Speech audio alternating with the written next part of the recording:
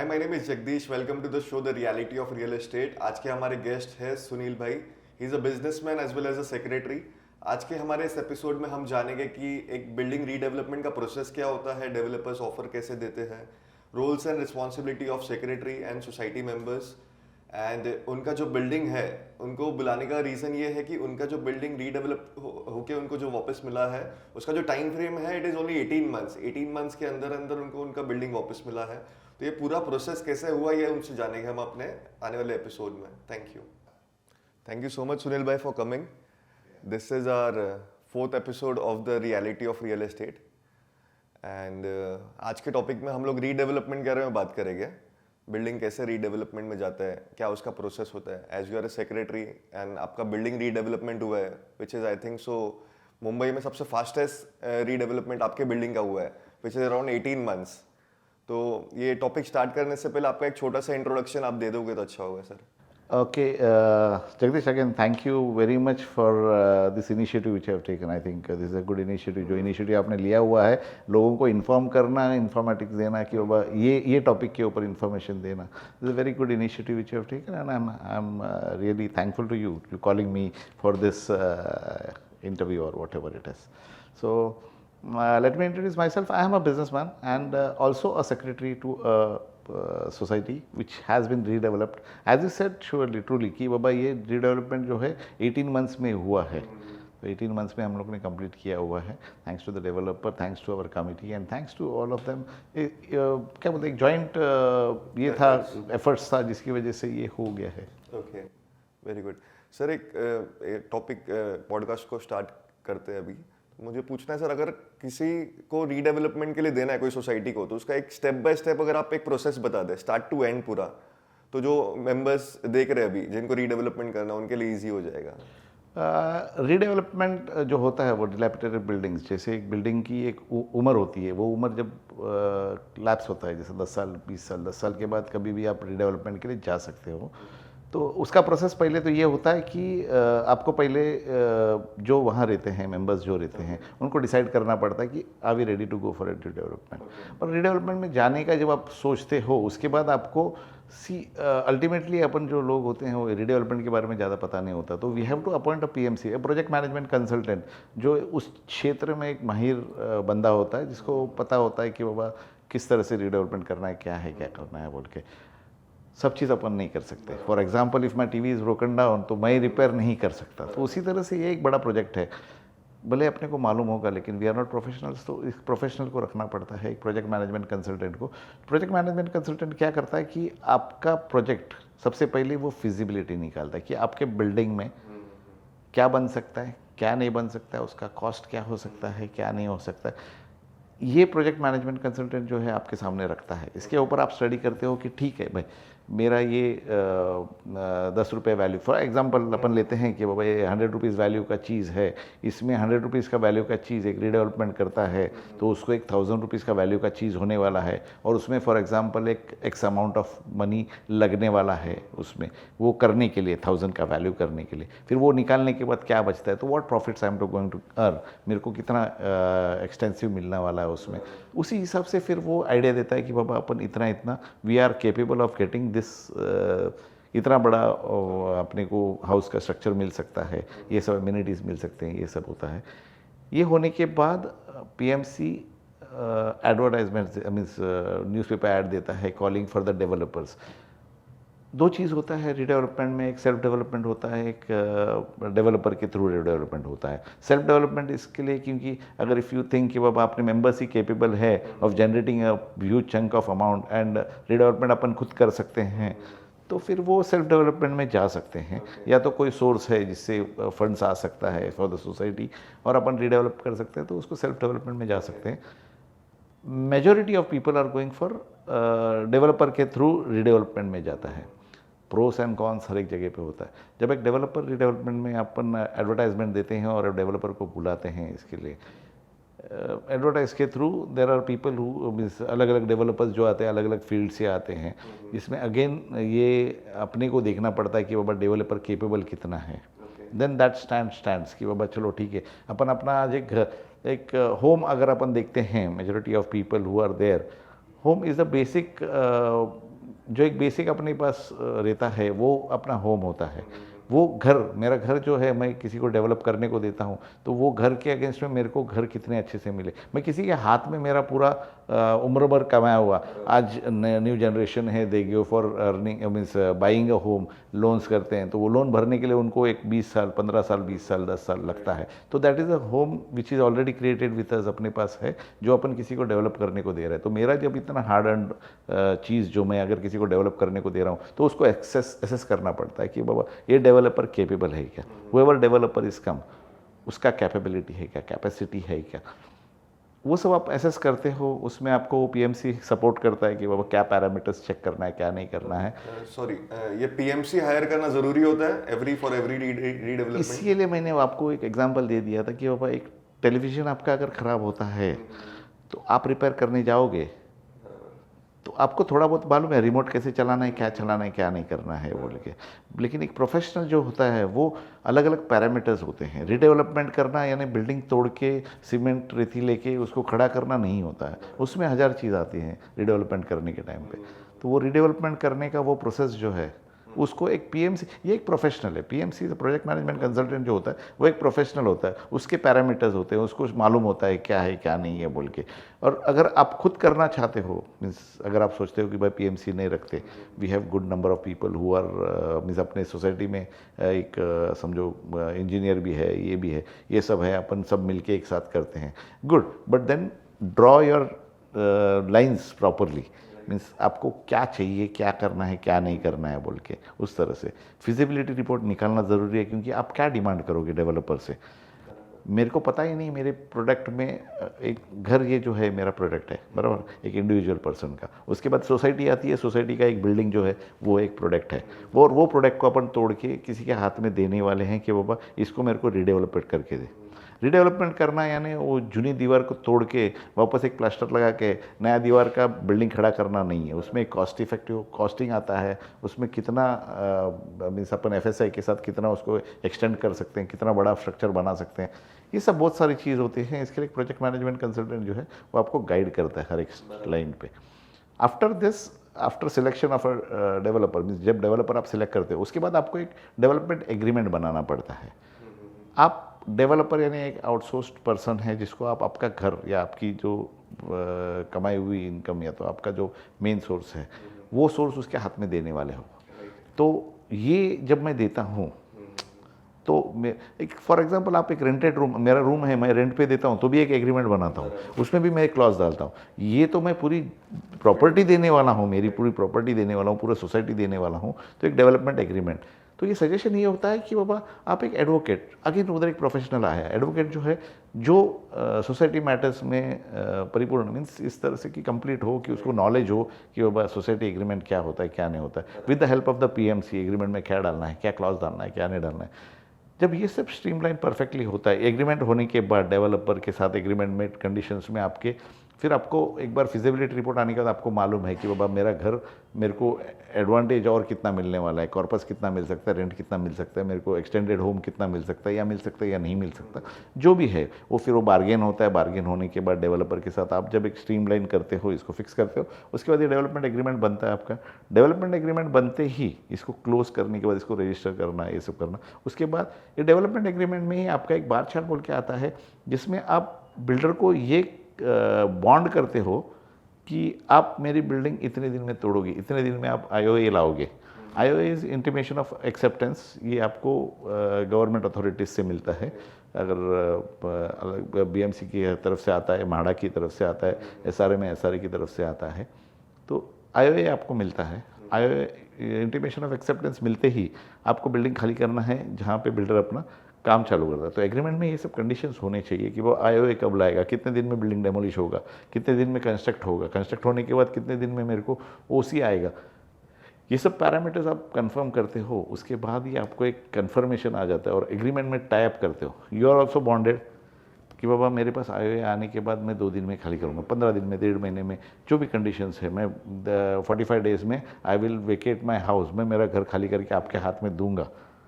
जब मैं बॉन्डेड होता हूँ तो मैं ये चाहता हूँ कि बाबा डेवलपर भी बॉन्डेड हो, कि बाबा वो आईओए उतने दिन में लेके आए बोल के, आईओए लाने के बाद इतने दिन में कंस्ट्रक्ट करे बोल के। तो ये सब पैरामीटर्स उसमें आते हैं। डेवलपमेंट एग्रीमेंट बनता है। एक मेरे को पूछना था सर, आप सिलेक्टिंग ए डेवलपर जैसा आपने बताया, लेकिन वो डेवलपर सिलेक्ट कैसा करना चाहिए लोगों को? देखिए, इसके लिए मैंने बोला था कि पीएमसी जब अपॉइंट करते हो, पीएमसी क्या करता है, एक एडवर्टाइज देते हो 4 डेवलपर, समझो for PMC would example. give you 4 different options, so Yes, yes, how you आपके select pass, after that? see, that is what we are giving something hard earned thing to him. तो check if the developers, उसका background check होना चाहिए, उसकी means easy capable, उसकी capacity है कि आपके फिजिबिलिटी रिपोर्ट में आपको मालूम पड़ता है कि बाबा ये प्रोजेक्ट के लिए 10 करोड़ का इन्वेस्टमेंट ज़रूरी है, तो easy capable of putting that.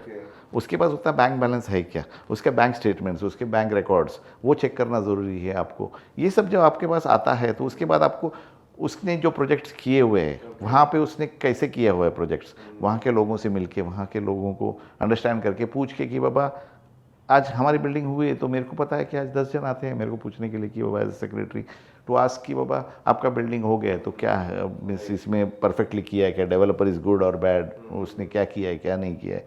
तो ऐसे होता है तो अपन भी जा सकते हैं, वो डेवलपर के बारे में स्टडी करके मालूम होता है।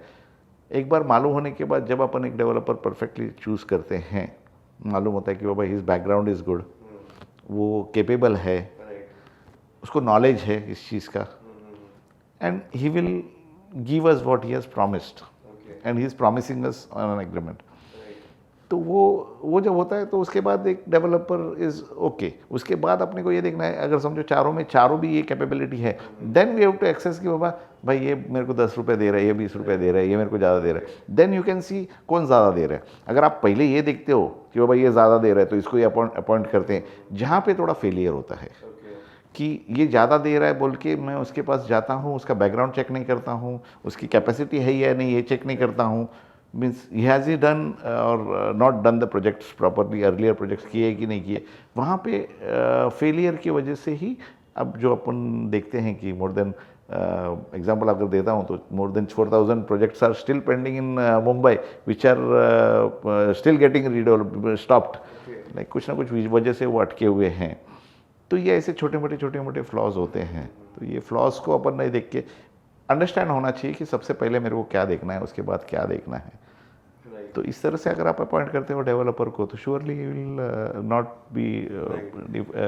सोसाइटी में सर 32 मेंबर होते हैं, जैसे अपनी सोसाइटी का अगर एग्जांपल ले तो it is around 900 square meter approximately 900 square meter 30 members. तो ये 30 मेंबर को मनाना वो सबसे डिफिकल्ट काम होता है? नहीं, देखिए 30 मेंबर मान जाते हैं।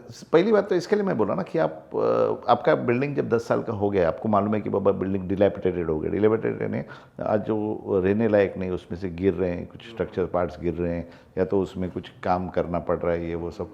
तब आप सोसाइटी में मीटिंग लेके ये पूछते हो कि बाबा रीडेवलपमेंट करना है या नहीं करना, या अपने को उसको क्या बोलते हैं प्लास्टरिंग वगैरह करके या तो दूसरा कुछ सोर्स करना है। तो there itself you are decided, उधर ही आपका डिसीजन होता है कि बाबा एवरीवन इज सेइंग हाँ रीडेवलपमेंट करना है। ऑब्जेक्शंस कहाँ आते हैं फिर, ये डेवलपर सही है कि नहीं, गलत है कि नहीं, ये वो सब। तो आप जब ये प्रोसेस, आप जिस तरह से आपने कहा कि हमारे बिल्डिंग में ये स्मूथ होते गए, क्योंकि वी फॉलो दिस प्रोसेस, हमने वो डेवलपर में पहला डेवलपर अच्छा है या बुरा है वो फाइंड आउट किया डेवलपमेंट एग्रीमेंट करने के बाद। उसके बाद ठीक है वो दे रहा है तो फिर अभी ये उसमें से 4 जो डेवलपर अच्छे हैं तो वो 4 डेवलपर में जो सबसे ज़्यादा दे रहा है चलो उसके साथ बार्गेन करते हैं, चारों से बार्गेन करते हैं कि बाबा चलो ठीक है कौन क्या दे रहा है बोल के।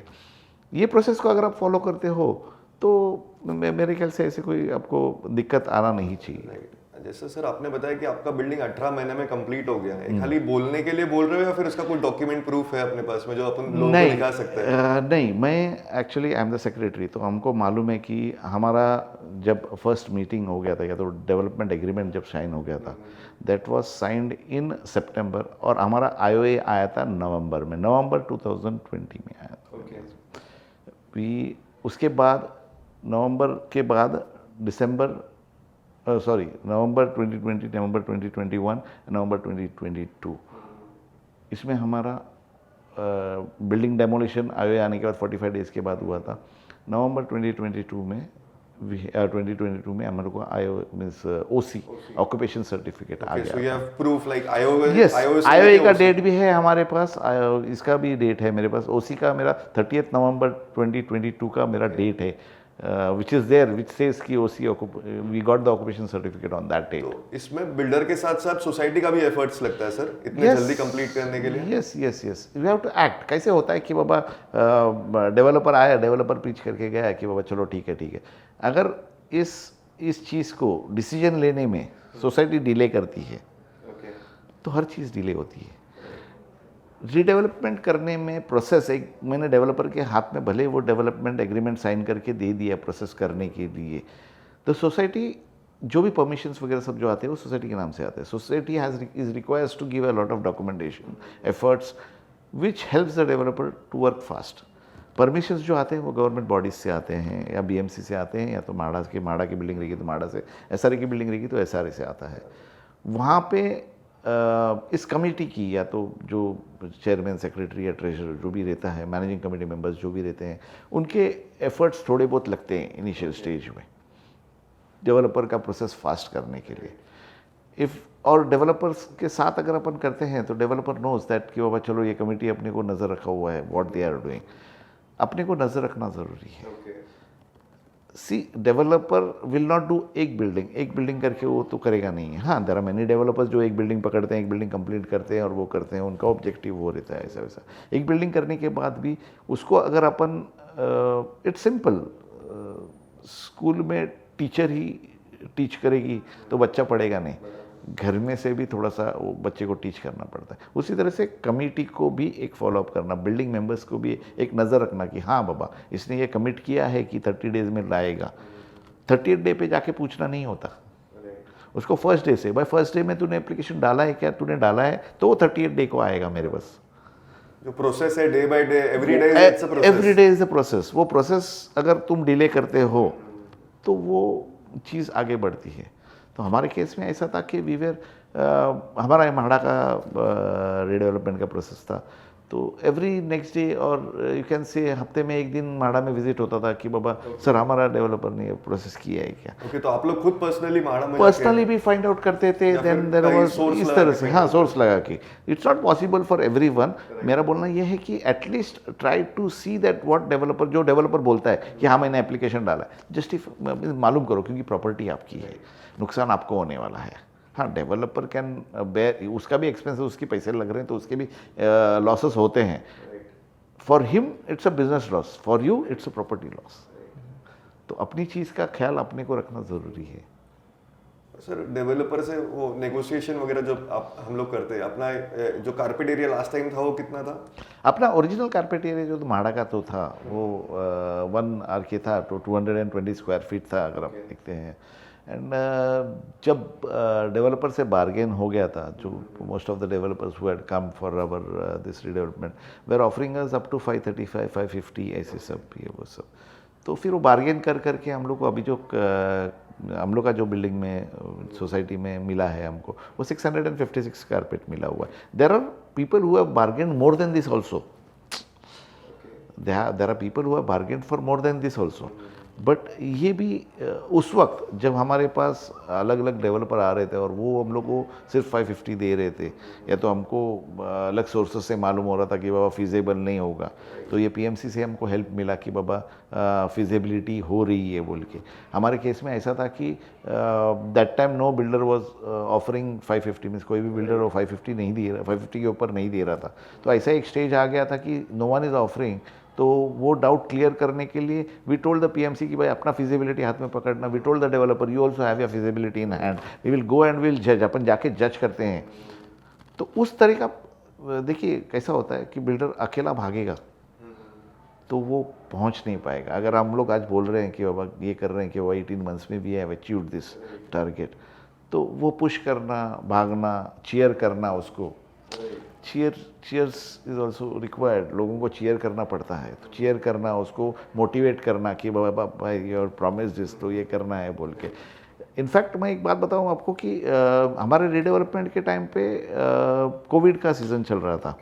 तो the developer was confident that he will do this. तो कोविड के समय में 18 महीने में कंप्लीट किया. आपको पता रहेगा, हाँ, एक बड़ा अचीवमेंट था. वही मैं बोल रहा हूँ कि we had given him 3 years time. 36 months का एग्रीमेंट के हिसाब से 36 मंथ्स का टाइमलाइन था, बार चार्ट था. उसके बावजूद ऐसा था कि कोविड एक नेचुरल कैलेमिटी था या तो वो था, उसमें ऐसा क्लॉज था कि अगर ऐसा नेचुरली कुछ इफेक्ट होता है तो we will give an extension of 6 months. तो हमारी तरफ से हमने वो डेवलपर को 6 मंथ्स का लेटर भी दे दिया था। So we were, officially we were to get our building developed by 42 months. Right. But then the efforts of the developer, because we had chosen a good developer. Right. Second thing, the efforts of the committee to push and keep an eye कि बाबा ये जानबूझ के इसको 42 months मिला है तो ये जानबूझ के डिले करके तो नहीं करेगा। Right. So he has to do it, means वो फास्ट हो बोल के। Right. So ये this joint efforts put together made this happen. Very good sir. ये मुझे पूछना था सर, जो सोसाइटी अगर 30 मेंबर की है उसमें से समझो 28 लोग एग्री है, 2 लोग एग्री नहीं है, तो उसमें सोसाइटी जा सकती है रीडेवलपमेंट के लिए? Yes surely. सोसाइटी क्या होता है कि बाबा सोसाइटी जब रीडेवलपमेंट करना होता है मेजोरिटी काउंट होता है। Majority is 51%। तो आप अगर 51% हो, अगर 32 मेंबर्स है और आप अगर 17 मेंबर्स है तो 18 मेंबर्स एग्रीड हो, you can surely go for redevelopment. आप आपका प्रोसेस चालू कर सकता है। फिर वो बाकी जो नए एग्री होते हैं उसमें गवर्नमेंट के लॉज रूल्स वगैरह हैं, जिस तरह से उनको एग्री कराया जाता है और उनको बोला जाता है कि वो मेजोरिटी इज एग्री, तो you can go for that. But ये सजेशन ये है कि रीडेवलपमेंट, आज बिल्डिंग डिलैपिडेटेड हो गया, इसके लिए अपने को रीडेवलपमेंट करना है, तो convincing at the ground level, understanding, making this people understand, इनका प्रॉब्लम समझना और उनको कन्विंस करना, वो ईजी पड़ता है। एडवांस ही होता है, कभी कभी ऐसा होता है कि बाबा नहीं यार, जगदीश ने जो बोला मेरे को नहीं मानना है, तो जगदीश भले सच बोलता हो तो, बट जगदीश एफर्ट्स लेता है कि नहीं यार, ये भले मेरी बात को नहीं मानना है, इसका प्रॉब्लम क्या है तुम्हें समझो, क्यों नहीं मानना चाहता है जगदीश की बात वो। मतलब सोसाइटी में वैसे कुछ लोग होना चाहिए, लोगों को कन्विंस कर पाए। ह्यूमन मेंटेलिटी, अपना सोच है वैसा है तो होते हैं वैसे, but if we think positive and सोच के कि बाबा अपने को रिडेवलपमेंट करना है, और ये ज़रूरी है। वो जो मना कर रहे हैं 49%, उनका कुछ तो रीज़न होगा क्यों मना कर रहे हैं बोल के, उसको अगर आप एड्रेस करते हो, for you it must be foolish reason, यानी आपको ऐसा लगता रहेगा कि यार ये रीज़न ही नहीं है यार ऑब्जेक्ट नहीं करने का। लेकिन आप जब वो पूरे माहौल में सबके सामने उससे पूछते हो कि आपका रीज़न क्या है रिजेक्ट करने का, आप ना बोलते हो, ठीक है हम भी ना बोलने को तैयार है, लेकिन आपका रीज़न तो बताओ।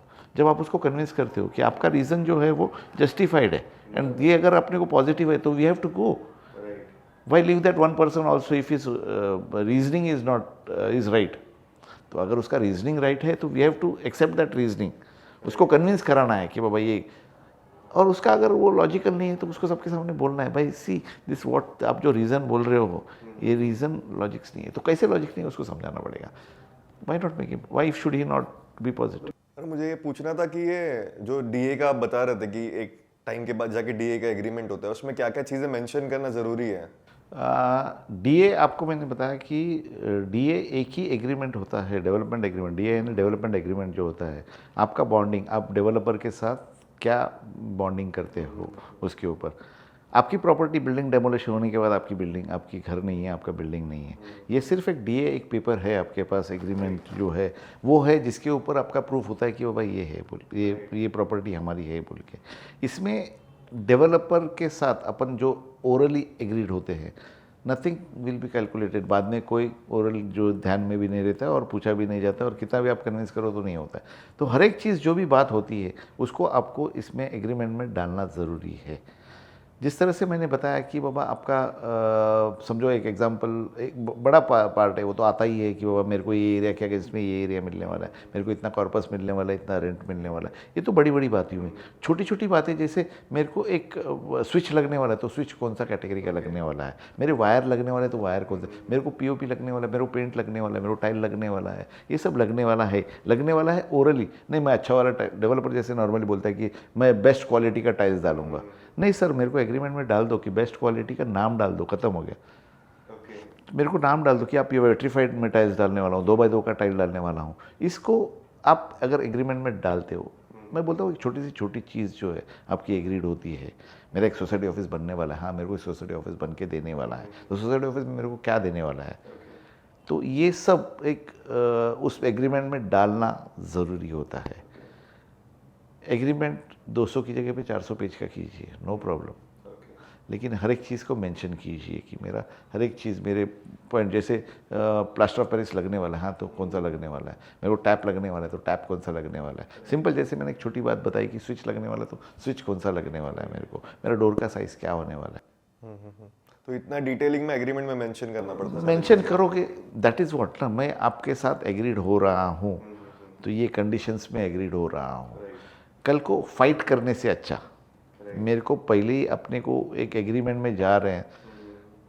एक छोटी बात बताता हूँ, शादी करने के पहले आप लड़की का पूरा बायोडाटा देख लेते हो, बराबर है। उसके बाद ये होता है कि बाबा आप शादी करते समय बोलते हो कि आपके सुख दुख में या आपको जो अच्छा है बुरा है जो भी है उसमें मैं आपके साथ रहूँगा, लेकिन इसके पहले क्योंकि आपने सब, तो वहाँ पे एक एग्रीमेंट होता है, उसके बाद आप क्लेम नहीं कर सकते हो ना।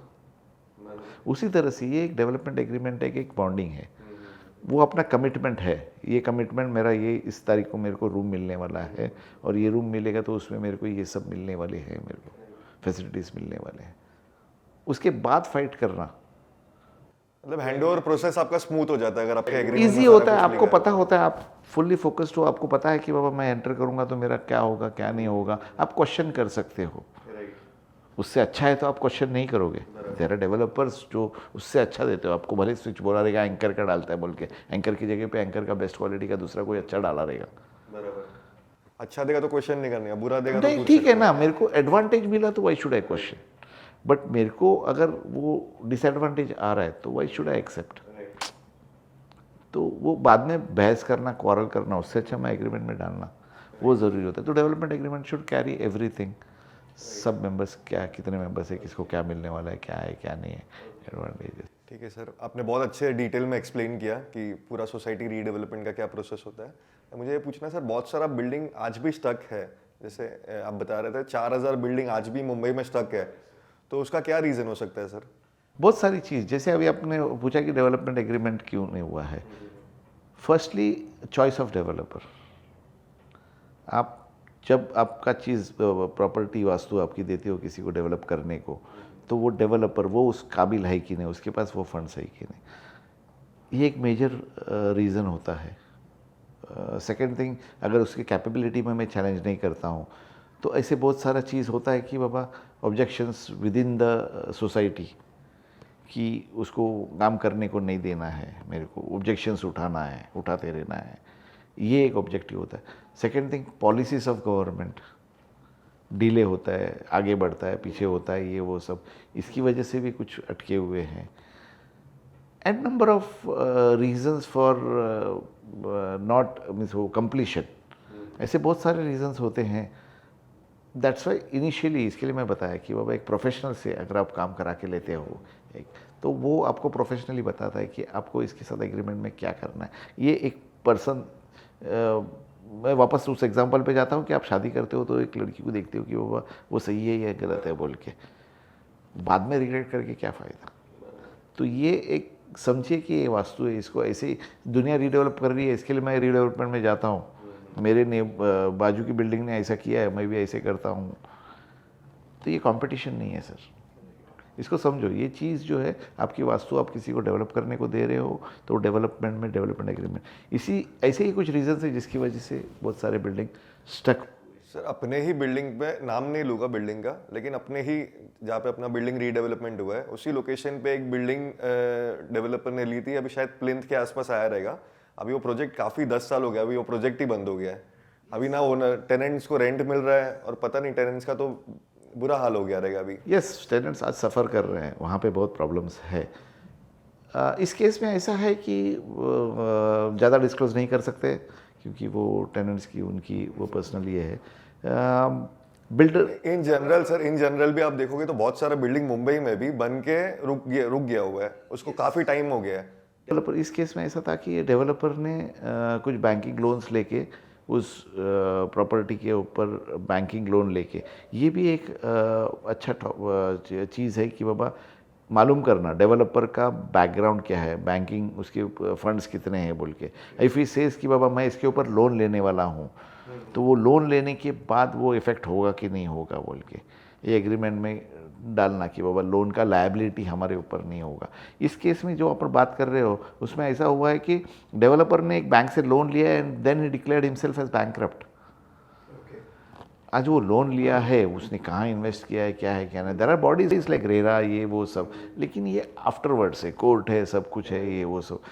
लेकिन फिर यहाँ पे आपको जाना है, अपनी जुडिशियल है, very good judicial we have, but अपने rules and regulations are good. But कैसे होता है कि वहाँ पे उसको जस्टिफिकेशन, जो अच्छी चीज़ होती है उसको बुराई से उसको खींचना, पीछे करना, वो भी होता है। तो देयर आर थिंग्स कि बाबा सर अगर डेवलपर का रेंट भी बंद हो गया तो जो सर्वाइव रेंट पे ही कर रहा था उसका तो क्या हाल हो गया होगा? आज ऐसे केसेस, ऐसे बहुत सारे केसेस है कि अक्रॉस मुंबई केसेस सर ऐसे? Across Mumbai, everywhere in Mumbai you can see, as जैसे मैंने बताया कि वो 4000 से ऊपर प्रोजेक्ट्स है रिडेवलपमेंट के जो स्टक है, जो रुके हुए हैं। ऐसा नहीं है कि 10 साल, उससे ज़्यादा भी है। There are many projects which are stuck since last 16 years 20 years, अटके हुए हैं कोई ना कोई रीज़न की वजह से। जो टेनेंट वहाँ पे रहता है वो एक, क्या बोलते हैं आप, बेचारा नहीं बोल सकते उनको, वो स्टेटस नहीं दे सकते, लेकिन उनका ऐसा कंडीशन हो गया है कि बाबा मेरी वास्तु होने के बावजूद, मुंबई जैसे शहर में मेरी वास्तु होने के बावजूद मैं आज रास्ते पे हूँ। जिसकी कैपेबिलिटी है वो लोग रेंट भर के रह रहे हैं, या बहुत सारे लोग उनकी गांव में चले गए हैं। सॉरी टू से मैनी पीपल, लाइक बहुत सारे लोग गुजर भी गए हैं कि बाबा राह देखते देखते कि बाबा कब बनेगी, क्या बनेगा, क्या नहीं बनेगा इन्वेस्टमेंट। तो एक ये बहुत ही बुरा फेज़ है लाइफ का, ओनली बिकॉज कि स्टार्टिंग में देखते समय मैंने उस चीज़ को देखा नहीं, या तो देखा भी था लेकिन क्या करेंगे, किसी की बुरी नीयत की वजह से फंस गए। सर मैंने ये देखा है कि पहले, अभी तो चलो वैसा नहीं होता, लेकिन आज से कई साल पहले जब भी सोसाइटी रीडेवलपमेंट में जाती थी तो डेवलपर्स जब मीटिंग के लिए आते थे तो पहले उनका 3-4 गाड़ी आता था, फिर 4-5 बॉडीगार्ड उतरते थे, फिर बाद में डेवलपर आता था। तो ये देख के सोसाइटी वाले को ऐसा लगता था कि ये तो मेरा बिल्डिंग पक्का बना ही देगा करके। नहीं, ये स्टाइल स्टेटमेंट आप समझिए। आप कहीं पे भी जाते हो तो आपने मिस लाइफ में, I have gone for many interviews office में, तो देखता हूँ कि ह्यूज ऑफिस रहता है, एक बॉस बैठा हुआ रहता है, उसके बाजू में 4 जन बैठे हुए रहते हैं। और मैं जब जाता हूँ, भले मैं कितना भी माहिर हूँ, मैनेजमेंट डिग्री वगैरह सब किया हुआ, मैं जब जाता हूँ तो मैं यस सर करके वो प्रेजेंटेशन देता है। तो बिल्डर का ये प्रेजेंटेशन होता है कि मेरे को सामने वाला सवाल करने से डरना चाहिए। तो इसके लिए उनका ये था कि बाबा चलो अपन आज, मीन्स मैं एक अर्लियर स्टेज की आप जब बात करते हो तभी ये था कि बाबा डेवलपर वॉज नोन एज कि बाबा चलो ये एक पावरफुल पर्सन है, क्योंकि उसके पास इतने फंड्स हैं और वो करने वाला है, डेवलप करने वाला है, वो मेरे को मीन्स ऊपर लाने वाला है। तो ये सोच जो है, मेंटालिटी जो है, वो धीरे धीरे अब तो कम हो गई है। लोग अभी समझते हैं कि बाबा चलो ठीक है, डेवलपर है तो ठीक है, लेकिन वी आर ऑल्सो देयर, तो हम भी ये कर रहे हैं बोल के वो सोच बदली हुई। लेकिन पहले ये सोच था लोगों का, पहले इस तरह से होता था।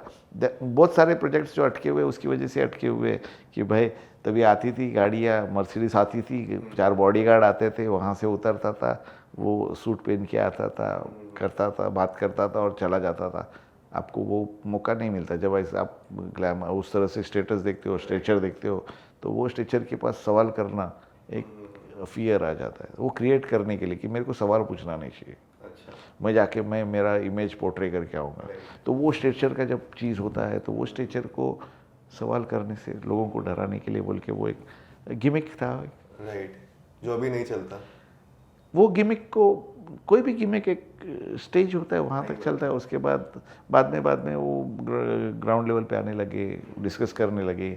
आज बल्कि मैं जिस तरह से बोल रहा हूँ कि डेवलपर आजकल डिस्कस करते हैं, बात करते हैं, बोलते हैं कि बाबा चलो ठीक है चाहिए बोल के, उस तरह से। सर मुझे ये पूछना है कि अभी इनिशियल स्टेज पे ऐसे सोसाइटी के पास में डेवलपर मिलने के लिए आया, इनिशियल स्टेज पे उसने सेक्रेटरी, चेयरमैन, इन 2-3 लोगों को 2-4-5 लाख रुपए दे दिया और कंसर्न ले लिया, तो उसके बाद में वो बिल्डिंग का क्या होता है सर? ये बहुत सारे केसेस में ऐसे हुआ है, बहुत सारे केसेस इसकी वजह से बहुत सारे बिल्डिंग्स भी बहुत सारे एरियाज़ में स्टकअप पड़े हुए हैं।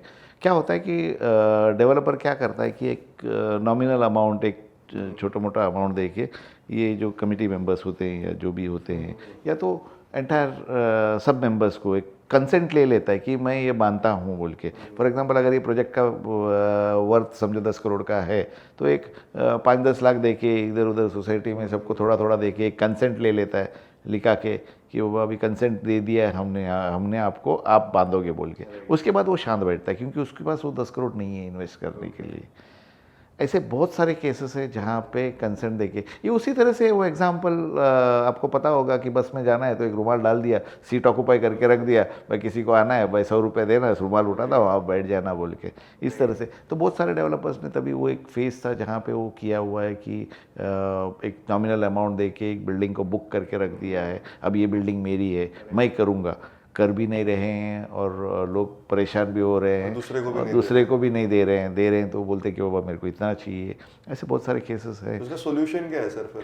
सर अल्टीमेटली गवर्नमेंट आज के तारीख में माड़ा या गवर्नमेंट ने रजिस्टर्ड कंसर्न और लाइक नहीं, क्या होता है देखिए, आप समझिए इस चीज़ को कि जो मेंबर्स जो कंसेंट देता है जो भी होता है वो एक लेमैन होता है, वो हर एक चीज़ से डरता है।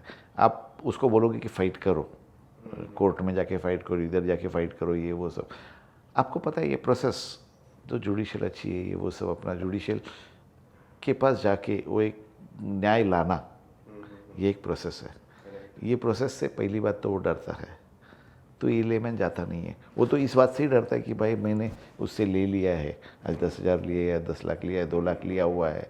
ये तब वो ये नहीं कैटेगराइज करता कि बाबा मेरा घर जो है वो एक 50 लाख करोड़ 2 करोड़ का वैल्यू का घर है, मेरा 50 लाख का घर है और उसके अगेंस्ट में मैंने 2 लाख लिया है तो ठीक है, आई विल किसी से लेके वापस दे देता हूँ, या ये नहीं कैलकुलेट करता है, वो डर जाता है उस चीज़ में।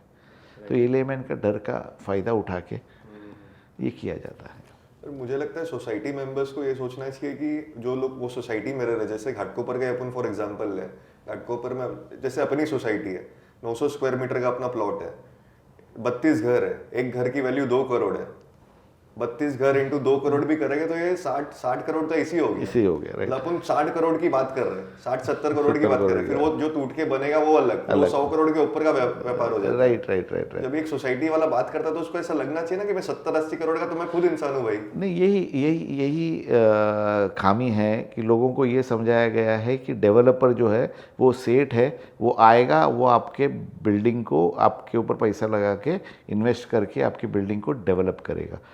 लोगों को ये समझना चाहिए कि मेरी वास्तु है, मेरी वास्तु की कीमत, मैं अगर समझो एक एग्जांपल मैं बताता हूँ कि 30 मेंबर्स है बिल्डिंग में, तो 30 मेंबर्स का मेरा 30 करोड़ का एक वैल्यू है जो मैं डेवलपर को दे रहा हूँ। I am the initial investor.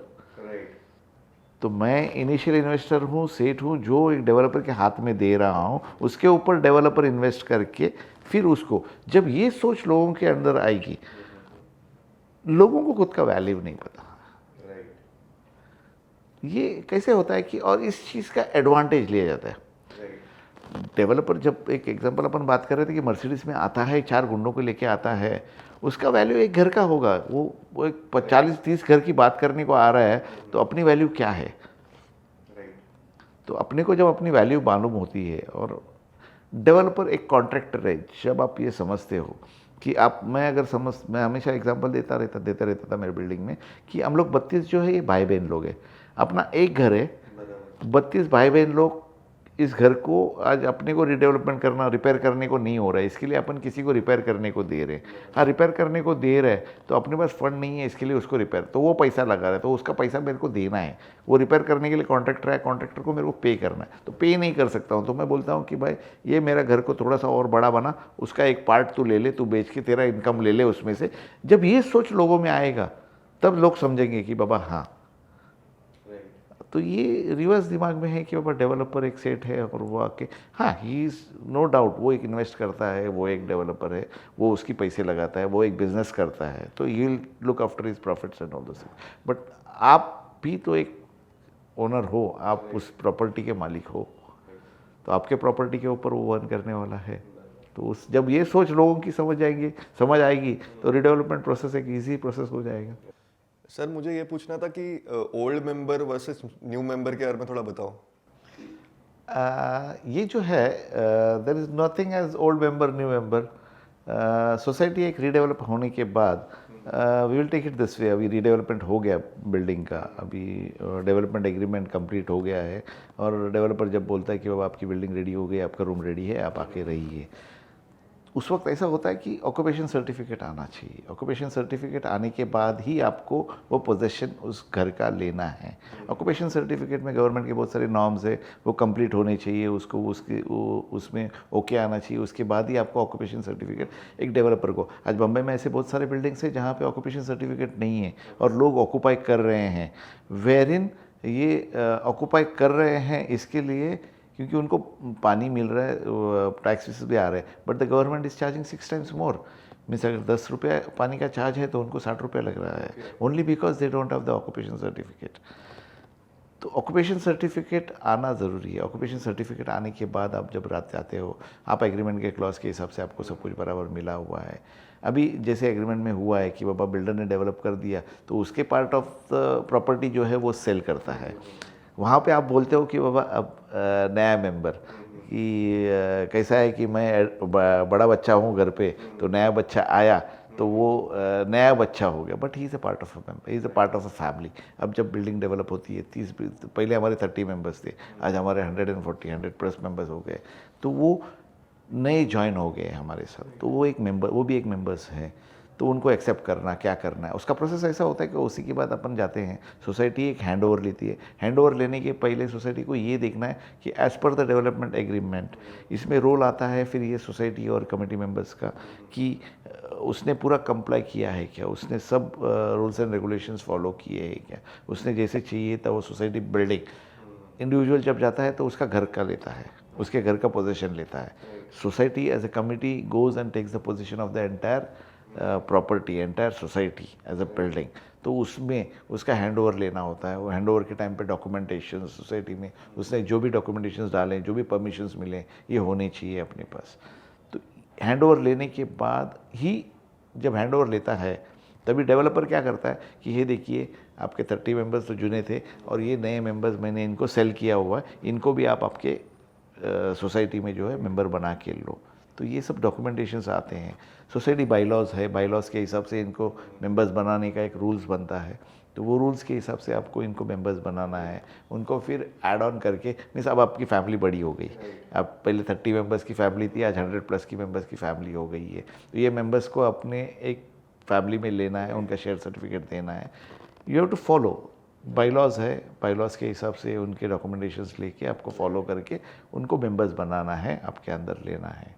और फिर as a family, big family आप रहते हो, तो ऐसा कोई नहीं है न्यू मेंबर नया फैमिली मेंबर आया हुआ है, you have to be happy also and you have to be. इसमें हाँ कैसा होता है कि एक बच्चा अच्छा मीन्स ओवर स्मार्ट होता है, एक स्मार्ट होता है, एक डाउन होता है, तो उस तरह से होता है। लेकिन ठीक है, it's part of the family. तो क्लेश रहेंगे, घर में 2 बर्तन रहेंगे, बजेंगे, तो ठीक है, but that's part of the family, so we have to go ahead with that. मैंने देखा था, मेरे एक क्लाइंट है, उनका भी बिल्डिंग रीडेवलपमेंट में गया था। तो अभी कैसा बिल्डिंग तो चला गया रीडेवलपमेंट में, तो उनको मिला उसके बाद में 2 BHK AC वगैरह मिला, 2 BHK है। अभी लाइट उसका मेंटेनेंस लगभग 7,500-8,000 रुपये उसका मेंटेनेंस, उसके ऊपर प्रॉपर्टी टैक्स 1,000-1,500 रुपये वो, फिर कार पार्किंग का चार्जेस उसका 1,000-1,500 रुपये वो, और फिर घर पे अभी इतना AC है, ये है, उसका लाइट बिल आ रहा है 5,000 रुपये वो। मतलब ओवरऑल खाली घर का ही कॉस्ट उसका 18-20 हज़ार रुपये। लेकिन सारे ओल्ड मेंबर को ये आदत नहीं रहती पुरानी, कि पुराने में मेंटेनेंस था 200-300 रुपया, लाइट बिल भी आता था 200-300-500 रुपया। तो माइंडसेट जो जब चेंज हो जाता है तो हर कोई ये नहीं कर पाता सर, बहुत सारे एक्सेप्ट नहीं कर पाता, रहते हैं। नहीं राइट, एक्सेप्ट नहीं कर पाता है ये। उसी तरह से हो गया आपके घर के एग्जांपल दूँ मैं। पहले आपने अगर बचपन में देखा रहेगा तो आपके पेरेंट्स को पूछेंगे तो वो ग्राइंडर नहीं था, वो हाथ से पीसते थे। आज मिक्सर ग्राइंडर यूज़ करते हैं, तो इलेक्ट्रिसिटी बिल आएगा। जब आप डेवलपमेंट एग्रीमेंट में जाते हो और बोलते हो कि मेरे को एक 500-600 का घर चाहिए, 1000 का घर चाहिए, तो उसको एंटिसिपेट करना चाहिए कि बाबा ये जब घर बड़ा होता है तो उसका कॉस्टिंग, लाइफ का कॉस्टिंग बढ़ता है।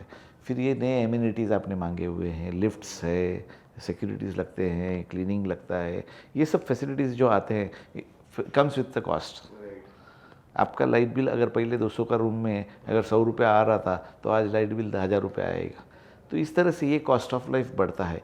एक्सेप्ट करना, आप जिस तरह से बोल रहे हो, हाँ इसके ऊपर क्रिम्पिंग होगा, फट से एक्सेप्ट करना, इसको एक टाइम लगता है माइंडसेट को क्रिएट करना और उसको एक्सेप्ट करना, लेकिन time will make them feel कि बाबा हाँ ये नेसेसिटी है, अगर मैं ये लाइफस्टाइल चाहता हूँ तो ये लाइफस्टाइल के लिए मेरे को ये कॉस्ट बेयर करना पड़ेगा बोल के। When you are increasing your style of life तो उसके साथ वो कॉस्ट आएगा। उन्होंने तो क्या किया, वो घर बेचा वहां से 1 करोड़ 80 लाख रुपए उनको मिला, तो आउटस्कर्ट्स मुंबई में जाके 30-35 लाख का वहाँ पे घर लेके they are living happily now. Yes, जो पैसा है वो बैंक में रख दिया उन्होंने। Yes, this is what people do कि बाबा चलो ठीक है कि बाबा अभी मैं ये लाइफस्टाइल को कोप नहीं कर सकता हूँ, I can't cope up with this lifestyle. Main तो रिक्वायरमेंट भी नहीं था उनका उतना। दैट्स व्हाट, तो जो रिक्वायरमेंट नहीं रहता है या वो लाइफस्टाइल को कोप अप नहीं कर सकते, वो अपना दूसरा सोर्स फाइंड करते हैं कि बाबा चलो मेरे को ये life, I am happy with this lifestyle, तो वो लाइफस्टाइल में मैं रहता हूँ, ऊपर से मेरे पास पैसे आ गए तो I will live my life happily and good. तो ये होता है,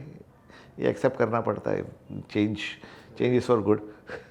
जैसे ये न्यू मेंबर के लिए बहुत डिफिकल्ट है सर, जैसे अपन ने मेंटेनेंस देखा, पार्किंग देखा, प्रॉपर्टी टैक्स देखा, अगर उसने घर ईएमआई पे लिया है 2 BHK, अपने इधर बिल्डिंग में 2 BHK आ रहा है 2 करोड़ का, 10% भरा है अगर तो 20 लाख भरा है तो 1 करोड़ 80 लाख का लोन है, तो 1.5 लाख रुपए ईएमआई, मतलब overall cost is around 2 lakh rupees, which is very costly sir. Mumbai में रहने के लिए 2 लाख रुपए तो खाली इसमें खर्चे में जा रहे हैं, फिर बाकी घर खर्चे अलग, बाकी घूमना बाकी सब वो सब अलग हो जाता expensive, है। sir। नहीं, एक्सपेंसिव हो गया है क्योंकि आप पहले आप छोटा सा फ़ोन लेते थे 1,500 में 2,000 में, आज भी जियो का 1,500 का फ़ोन आता है। अब जब एप्पल लोगे, आईफोन लोगे तो उसका कॉस्ट ज़्यादा होगा।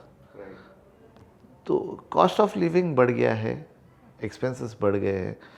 ये लेने के टाइम पे मेरे को एंटिसिपेट करना है। ये बोला जाता है ना कि भाई एक हाथी खरीदना इजी है, उसको पालना डिफ़िकल्ट होता है, तो उसको खिलाना पिलाना निलाना ये जो होता है वो डिफ़िकल्ट होता है। तो मेरी कैपेसिटी अगर 2 करोड़ की है और मैं अगर 2 करोड़ का घर लेता हूँ, उसके बाद मैं रोता हूँ कि बाबा यार 2 करोड़ का घर तो ले लिया, अब मैं इसको मेंटेन नहीं कर पाता हूँ, तो then that is not my capacity. So I should have planned it properly. 1.5 crore का घर लेना चाहिए था, 50 लाख रखने चाहिए थे, उससे मैं वो कर, that is a part of planning वगैरह सब। लाइफस्टाइल हर एक को चाहिए। पे नहीं करना है, पे नहीं करना ऐसा नहीं है कि ऐसा लगता है कि मेरा जो कॉस्ट है वो कम होना चाहिए, मेरे को आईफोन भी चाहिए, लेकिन मैं कॉस्ट गवर्नमेंट इतना क्यों लेती है, वो आईफोन वाले इतना क्यों कॉस्ट करती है, जब ये फ़ोन में भी सुनने को आ रहा है, ये फ़ोन में भी सुनने को आ रहा है, तो वो क्रिम करना होता है। तो your choices has to be. Coming to your job role sir, जो आप एक एज अ बिजनेसमैन हो, side by side as a secretary भी आप बिल्डिंग चला रहे हो, तो जैसे हम मेंटेनेंस का बात कर रहे थे कि मेंटेनेंस इतना है, तो लोग शायद आपको बोलते रहे इतना मेंटेनेंस क्यों है, शायद कम कर दो। राइट, ये तो मेरी एग्जांपल मैं अगर दे दूँ तो जब रीडेवलपमेंट के बाद जब हम लोग वापस आए बिल्डिंग में, तो इनिशियली एक फेज़ के लिए न्यू मेंबर्स भी थे, ओल्ड मेंबर्स भी थे, द कॉस्ट वाज, एग्जांपल दूँ तो 6 रुपया था ये कॉस्ट, फिर सडनली जब वो हैंड ओवर हो गया तो उसका कॉस्ट बढ़ के 7.5 रुपया हो गया। तो ये नए लोग थे, जूने लोग थे, सब जूनों लोगों को तो ये था कि बाबा 7.5 रुपया, I am talking of square feet का रेट बता रहा हूँ मैं, तो वो एक बर्डन आ गया कि बाबा यार अचानक इतना कॉस्ट कैसे हो गया। मीन्स मेरा अगर समझो 500 स्क्वायर फीट का घर है तो मेरे को एक आज 3,500 के आसपास मेरे को मेंटेनेंस आ रहा है, तो which is a big thing which was calculated. आपका 650 स्क्वायर फीट इंटू 7 रुपया, 7.5 रुपीज़, वो तो 7.5 वो भी अभी गवर्नमेंट नॉर्म्स के हिसाब से वो it has been change now, it will be per, it will not be on the square feet, it will be per, because square feet property tax जो है वो BMC is collecting by itself. As a role of a secretary हमको ये दोनों balance करना पड़ता है। जैसे आप मानो इस घर में एक अच्छे भी है, बुरे भी है, चिल्लाने वाले भी हैं, समझदार भी हैं, सब तरह के लोग होते हैं। कोई आके चिल्लाते भी हैं, कोई आके उनका एज एफ एक सर्वेंट है उस तरह से भी ट्रीट करते हैं, कोई आके रिस्पेक्टफुली भी बात करते हैं। तो इस हर एक लोगों को उनकी तरफ से उनको मैनेज करना, अंडरस्टैंड करना, उनसे किस तरह से, नए बिल्डिंग बनने के बाद, नया रीडेवलपमेंट होने के बाद नया बिल्डिंग जब बनता है उसमें 1000 चीज़ होती है। कॉस्ट क्यों बढ़ता है? क्योंकि जब मेरी जूनी बिल्डिंग थी तो उसमें लिफ्ट्स नहीं थे, उसमें सिक्योरिटी की ज़रूरत नहीं थी। मेरे हाउसकीपिंग एज अ प्रोफेशनल्स मेरे को ज़रूरत नहीं थे। आज एमिनिटीज़ बढ़ गए हैं, लिफ्ट्स बढ़ गए हैं, मेंटेनेंस बढ़ गया है, सब कुछ बढ़ गया। इसकी वजह से वो कॉस्ट बढ़ गया है। तो when I get down of my building, earlier मेरे बिल्डिंग को मुड़ के देखने को थोड़ा सा शर्म आता था। आज वो ग्रेसफुल लगता है। आज जो नया बना है, टॉल टावर बन गया है, टावर को देख के हाँ this is the tower where I am staying. पहले 3 माले की बिल्डिंग थी। I think so. It is the first tallest tower of Ghatkopar East. Yes, Your yes, building. yes, yes, yes. Ours was the first 20 floors की building 20 बनी floors की पहली और it was the first. Now तो many are coming up, 30 floors की भी आ रहे हैं घाटकोपर में, but then ours was the first tallest building which came got up. completed. Which got completed, yeah.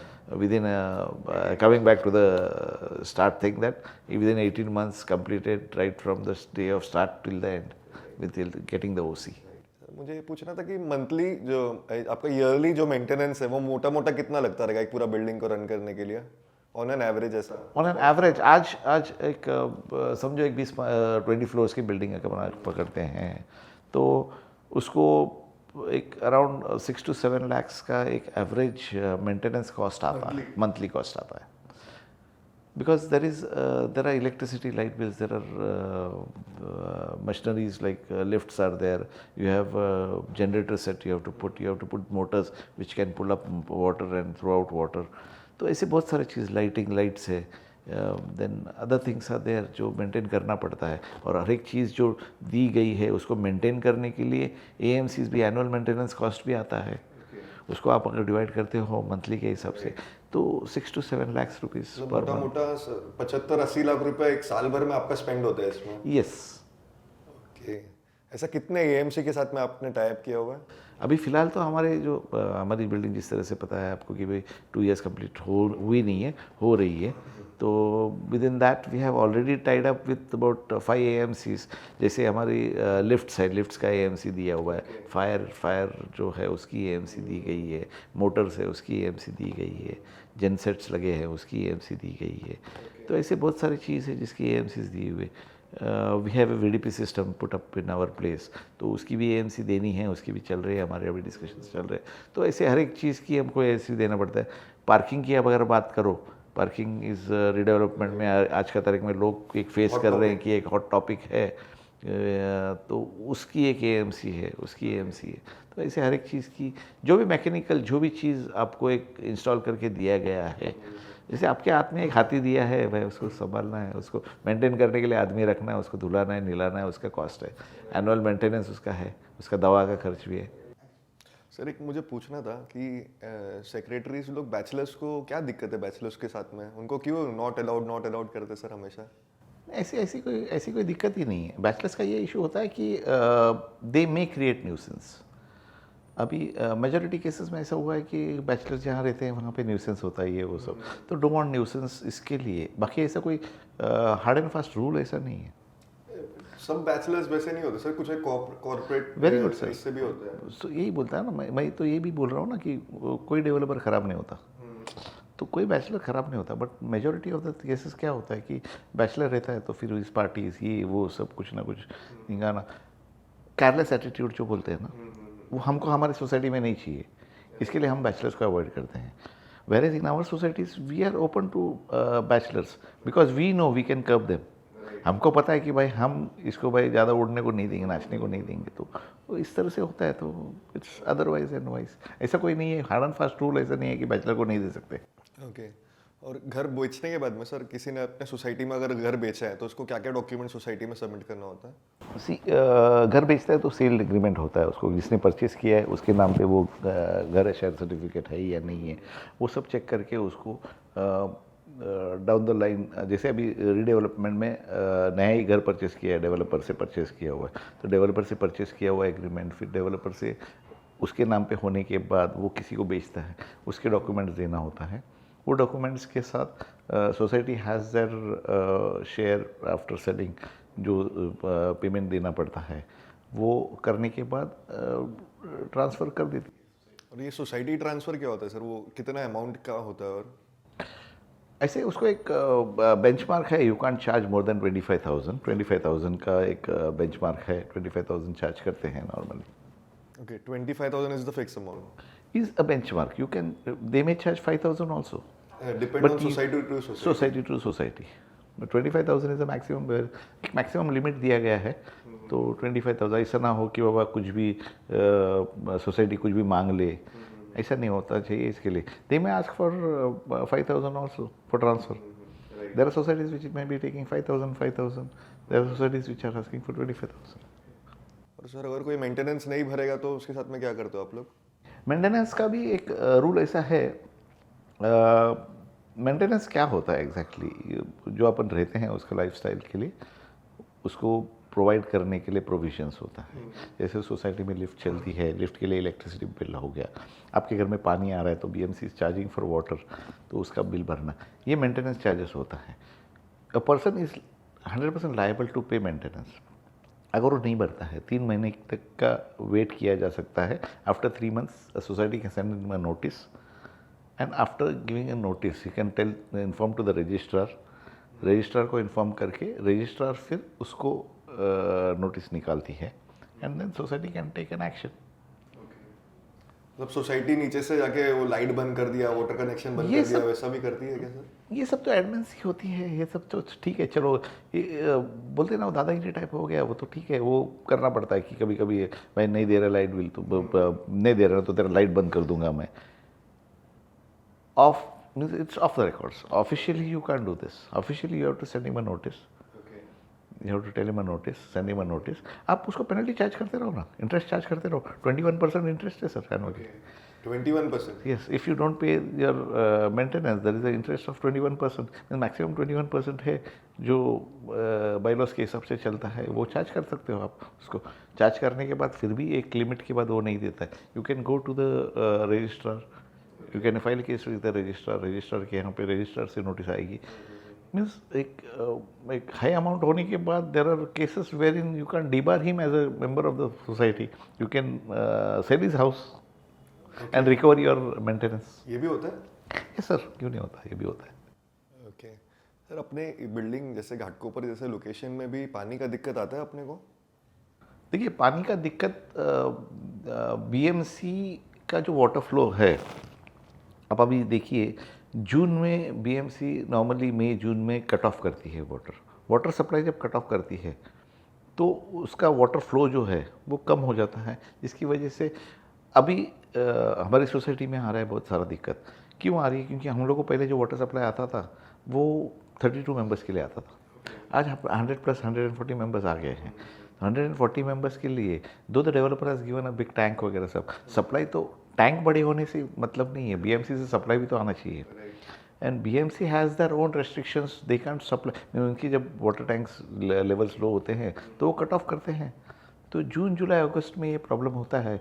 Infrastructure development नहीं हो गया है, खाली पानी की प्रॉब्लम नहीं है। आज का तारीख में ये हो रहा है कि टावर्स आ रहे हैं, roads are the same, your water pipelines are the same, your sewage ducts are the same. तो ये सब इश्यूज आएंगे। इसका सोल्यूशन गवर्नमेंट के पास है, अपने पास नहीं है।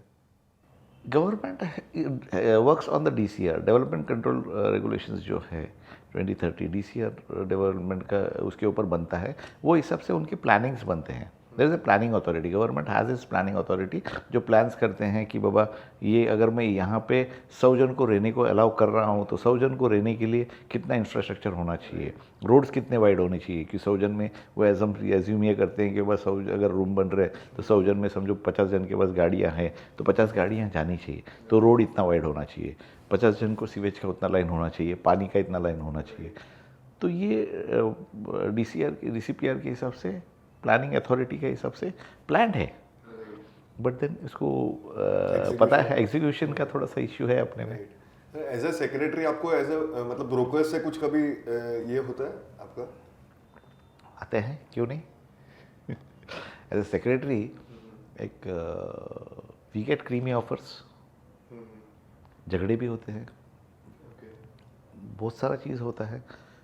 बट देन कितना कॉम्प्रोमाइज़ करना है, किसको कॉम्प्रोमाइज़ करना है, do I have to compromise if I want to.